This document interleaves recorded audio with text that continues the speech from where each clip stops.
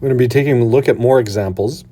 So example number 3 is a little bit vague in the way that it's worded. So I might have to try to provide structure with it. A kitchen store has 2 styles of kitchen cabinets and 3 styles of finishes for those cabinets. So just so you know, 2 styles, I don't know what styles they are. So I'm going to try to make them A and B, just to give them a name. Now the finishes, I guess that means the paint on them. I'm just going to say the finishes are going to be 3 of them. So I'm not going to call them A and B again because that would be confusing. I'm just going to use other letters, C, D, and E. How many different finish cabinets are possible? If we do a tree diagram, now what does the question say? How many different finishes how many different finish kitchen cabinets are possible? All right, so a tree diagram. If you're making a tree diagram, you sort of have to take this apart a bit, and we need to make 2 decisions. One decision is the style of cabinet, and the other one is the finish of cabinet. So there is my style of cabinet. I could choose A or B. Now, once I've selected my cabinets, I can choose the finish, which is C, D, E. Right? So if I take a look at this, how many different finish kitchen cabinets are possible? I haven't answered the question. The question is 6.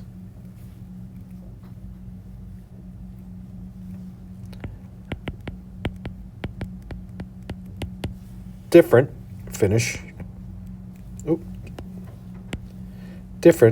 kitchen cabinets. Now, I don't really care. The question was not about what are the possible finishes I could have, it's just how many of them are possible. So we could also use the fundamental counting principle. You just have to ask yourself, how many tasks need to be done? Or how many decisions? 2. So what I'm going to do is I'm just going to put 2 lines to represent those 2 decisions. The first decisions, I need to choose the style of cabinet.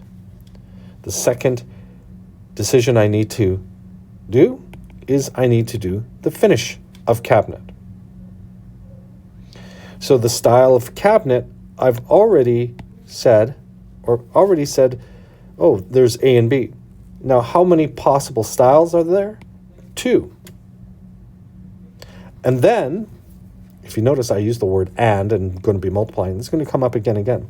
So 2 styles, and then I need to choose a finish, which there are 3 possible finishes. So using the fundamental counting principle, I have 6 possible different finished kitchen cabinets. All right. Number 4, fundamental counting principle. Likely it's nearing lunch or a snack time for you, as it is with normally every teenager. Example 4. A school cafeteria offers sandwiches with fillings of ham, salami, cheese, or egg on white, whole wheat, or rye. How many different sandwiches can be made using only one filling? Now, I think if you take a look at this question, we have 2 different choices. One choice is we walk up to the cafeteria and they ask us what type of filling we want. Do we want ham, salami, cheese? The next thing that you need to do is you need to select what type of bread. We have white, whole wheat, and rye. How many different sandwiches can be made using only one filling? Now, what I'm going to do is I know that there's going to be 2 different choices we need to make. One of them is I am going to select the filling. And then once I select the filling, I'm feeling like a salami sandwich. I need to choose the bread. So let me choose the filling. So I go up and I imagine how many fillings are there? There are 4 different types of fillings: ham, salami, cheese, or egg. And then I ask myself, how many different bread types are there? 1, 2, 3. White, whole wheat, and rye.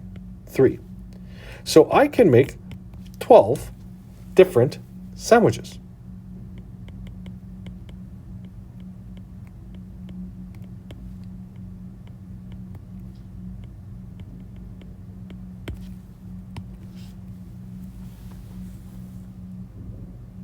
Okay. Whew. We're on a roll. Now, let me just do this example 5. Now, what you may have noticed is I've done some pre-work. And consider the digits 1, 2, 3, 4, 5, 6, 7. So I've just written those digits 1, 2, 3, 4, 5, 6, 7. I find it helpful to write them out just to make sure that I engage my brain in how to engage the problem. So consider the digits 1, 2, 3, 4, 5, 6, 7. Considered. How many different 3-digit numbers can be made using 7 digits without repetition? So I cannot repeat. So example of a 3-digit number would be 300 or 312. There's 3 digits used, whereas 0112 is not a 3-digit number because we would just call that 12. Regardless, let's just do the question. How many 3-digit numbers can be made? Well, if we take a look at the 3-digit numbers, okay, that seems like a weird question. Instead of listing them like our natural instinct would be, let's make choices. I'm going to choose the hundredths place. And then I'm going to choose the tens place. And then I'm going to choose the ones place.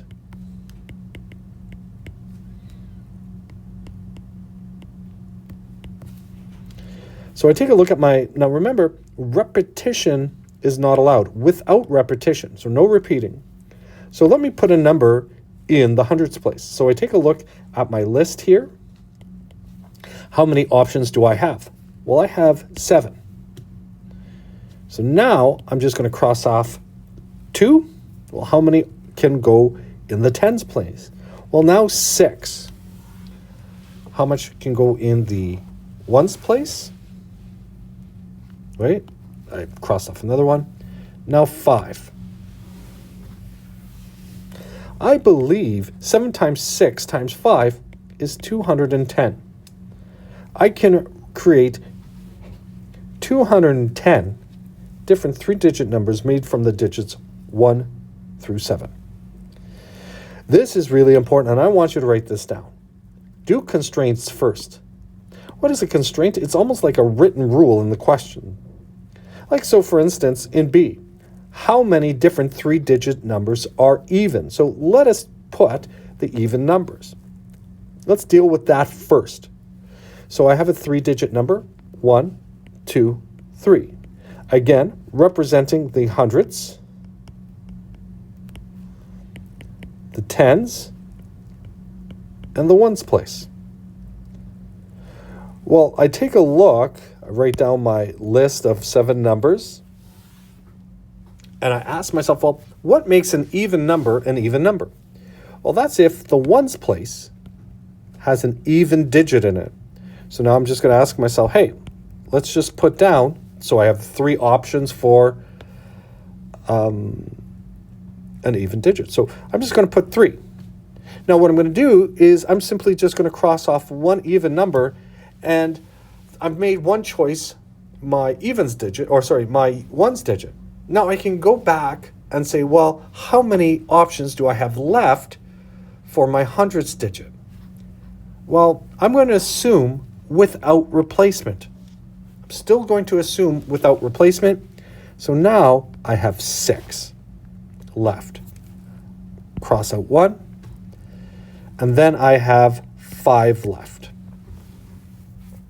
So 6 times 5 times 3, 6 times 5 is 30 times 3. I believe that is 90.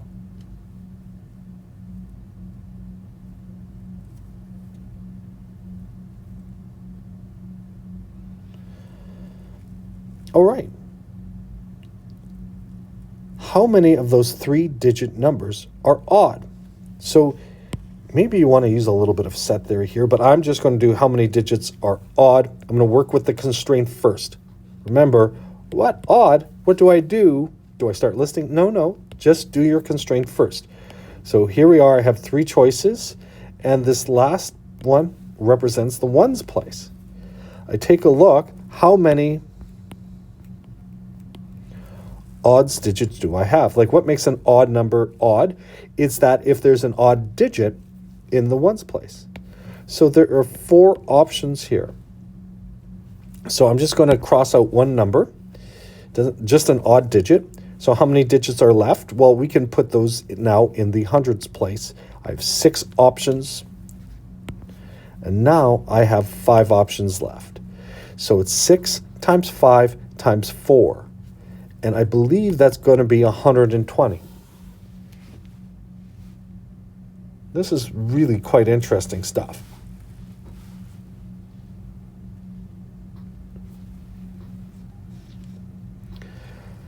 So how many of those 3-digit numbers are greater than 300? Oh my, this is really weird. So I start to think, what makes a number greater than 300?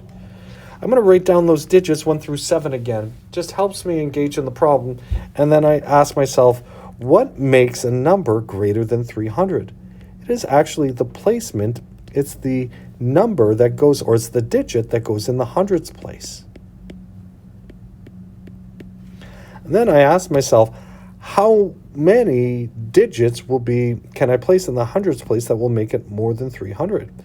Well, there's actually 1, 2, 3, 4, 5. And the digits that I could put there are 3, 4, 5, 6, or 7. Those are my 5 options. If you put 3 in,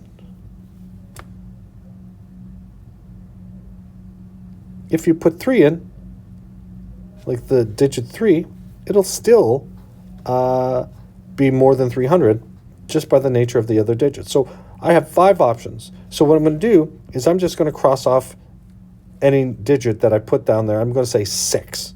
Okay? So now how many options remain in the tens place? Well, there's 6 remaining. So I'm going to cross off another one. Now how many are remaining now? There's 5.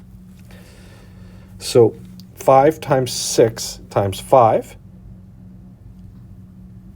I believe that is 150.